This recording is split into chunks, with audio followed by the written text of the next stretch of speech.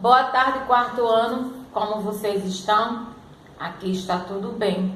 Espero que com vocês também esteja tudo em paz, tá? Hoje vamos mais para uma aulinha de história, certo? Quero lembrar só mais algo para vocês, que ainda não realizou as atividades, os trabalhos, as pesquisas, as atividades de caderno.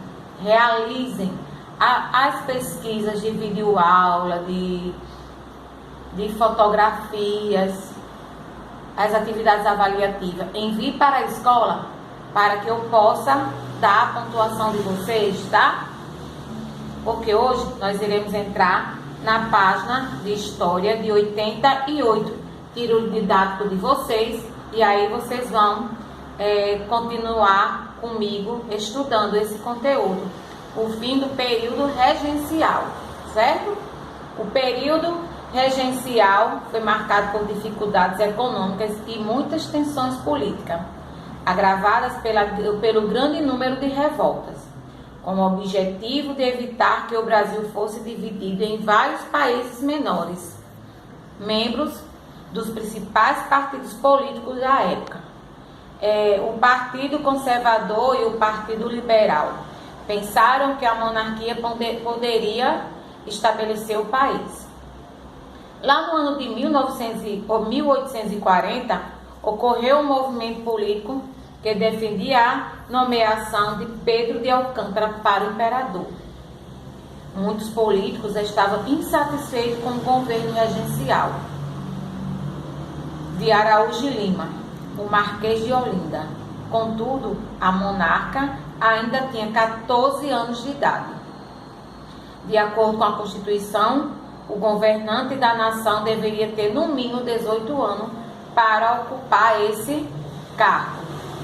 A solução encontrada pelos opositores do regime foi elaborar um projeto de lei que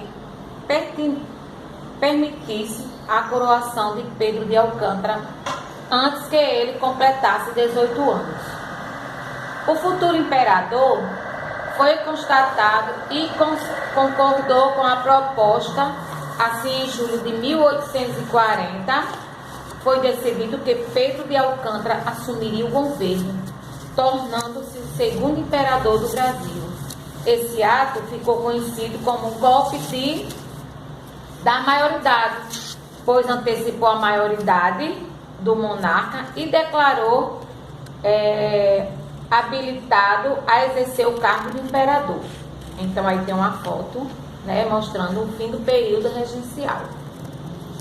Na página 89 tem uma atividade e complete as frases com os termos sem destaque: período regencial, maioridade, Dom Pedro II e monarca. Em meio a muitas revoltas, os políticos do período regencial pensaram que o governo de poderia tranquilizar a população. B. Em 1840, foi aprovado o projeto de lei que determinava a do príncipe herdeiro, Pedro de Alcântara. C. Terminou com um golpe de maioridade. D. O novo imperador do Brasil recebeu o título de... E aí vocês vão escolher essas palavras para completar nos espaços. Pedro de Alcântara, desde pequeno, sabia que seria governante do Brasil. Esta é uma característica da monarquia. Os filhos substituem os pais e o poder permanece na família real. Atualmente, o regime de governo do Brasil não é mais monarquia, como as pessoas chegam ao governar. Então aí vocês vão responder. Por quê? Porque hoje existe o quê? A disputa eleitoral, não é isso? Entre os diferentes candidatos interessados para os cargos políticos, seja lá de vereador, de deputado estadual, de prefeito, de governador. Então, agora eles são eleitos pelos votos de quem? Da população. Com a alteração da lei da maioridade, Dom Pedro II foi declarado apto a assumir o governo aos 14 anos. Para você, uma pessoa com essa idade tem condições de preparar para governar um país? Justifique sua resposta. E aí você vai responder com suas palavras se é possível isso acontecer. Na sua opinião, quais devem ser as principais características de um bom governante? Compare sua resposta com os colegas. Então, vocês vão dar a opinião de vocês, quais devem ser as principais características de um bom governante. O que é que vocês acham que um governante tem que fazer na cidade de vocês? Então, vocês vão responder com a opinião de vocês. Na página 90, tem aí umas figurinhas, 3 figuras. De Armando Johnny Pinto, de Dom Pedro II, o menino. Depois tem Félix Emílio Tauanai, tá? Dom Pedro II. E também tem ele as 3 fases dele. Quem é a pessoa retratada nas 3 obras? Aí vocês vão dizer que é quem? Quais são as semelhanças entre o segundo e a terceira imagem?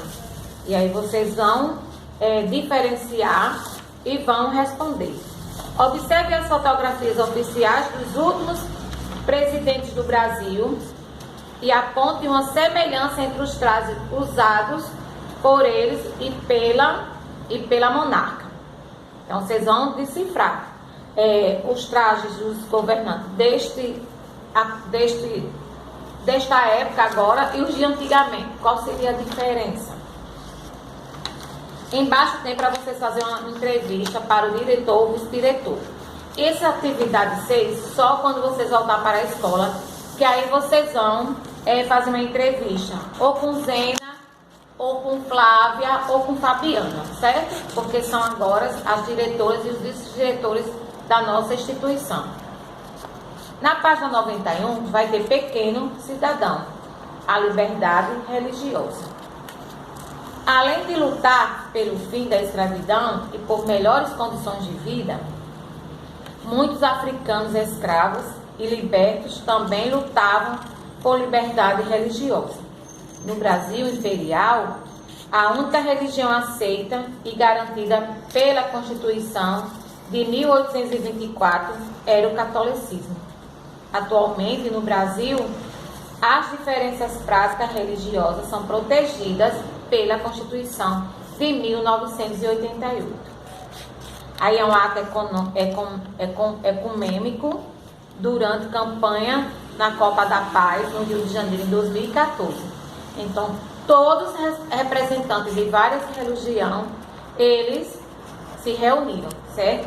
E aí acontece o ato ecumênico para dar uma palavra de paz ou resolver alguma coisa assim de uma mensagem deixada para o nosso planeta, certo? Apesar da Constituição garantir a liberdade de culto, muitos casos de discriminação religiosa ainda ocorrem no Brasil. As cerimônias ecumênicas envolvem pessoas de diferentes religiões e contribuem para melhorar as relações a respeito entre elas. Porque práticas religiosas você percebe na região onde você mora. Então vai ser com palavras suas, você que vai justificar, certo? Você vai ler a liberdade religiosa e aí você, até se você tiver sua religião formal, você pode responder através da sua religião, certo? Em sua região, as diferentes práticas religiosas são respeitadas? Explique. A 3, vocês vão elaborar um desenho que ilustra a importância da liberdade religiosa no país. Quando todos concluírem seus desenhos, prepare com os colegas e o professor um mural. Isso aqui vocês precisam fazer numa folha de ofício. Mas quem não estiver com a folha de ofício, pode realizar essa atividade no caderno, certo? Você vai elaborar um desenho que ilustre a importância da liberdade religiosa no país. Então você vai desenhar o que você acha de importante na liberdade da religião, certo? Então realize todas as atividades, leia, releia, para que vocês possam ter uma boa interpretação antes de responder as questões, certo? Lembrar também a vocês que façam o registro das datas na agenda de vocês. Por quê? Porque é muito importante, tanto para vocês como para mim, quando nós voltarmos na hora de fazer a correção.